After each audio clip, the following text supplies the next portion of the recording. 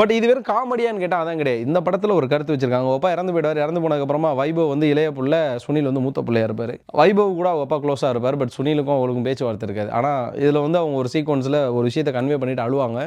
அப்போ சுனில் வந்து நிறைய டைலாக் சொன்னார். பட் அதோட சிம்பிளான விஷயம் என்ன அப்படின்னு பார்த்தீங்கன்னா, அப்பாவோ அம்மாவோ இருக்கிறப்பே நம்ம கொண்டாடிக்கணும். கொண்டாடலையா அவங்களுக்கு பேசுறதுக்கு தான் நம்மள்ட்ட ஒரு 5 நிமிஷம் கேட்குறாங்க. அந்த ஒரு 5 நிமிஷத்தை கொடுத்து பேசுங்க.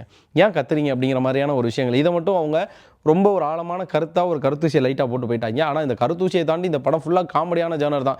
இந்த படத்தை ஃபுல் அண்ட் ஃபுல்லாக எலவேட் பண்ணி எடுத்துகிட்டு போனது இவங்களுக்கு தான் போகும், அவங்களுக்கு தான் போகும்னு கிடையவே கிடையாது. இந்த படத்தை ஒட்டுமொத்தம் எல்லாருமே காமெடி பண்ணியிருக்காங்க. வைபவாக இருக்கட்டும், சுனிலாக இருக்கட்டும், ராமதாஸ் என்கிற முனிஷ்காந்தாக இருக்கட்டும், பாலசரவணனாக இருக்கட்டும், ரெடின் கிங்ஸ்லியாக இருக்கட்டும், தீபாவாக இருக்கட்டும், ரமா மேடமாக இருக்கட்டும், எல்லாருமே நீ கொடுத்தா நான் ஒரு பர்ஃபார்மன்ஸை போடுவேன்பா அப்படின்னு சொல்லி விடிவி கணேஷ், நம்ம கார்த்திக் சுப்ராஜ் சாரோட அப்பான்னு சொல்லி வர்ற எல்லாருமே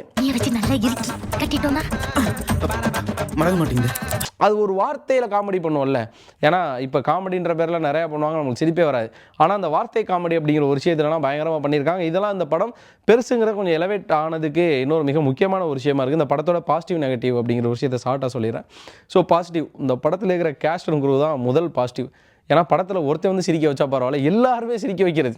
கிரிஞ்சு காமெடின்னு சொல்லுவோம்.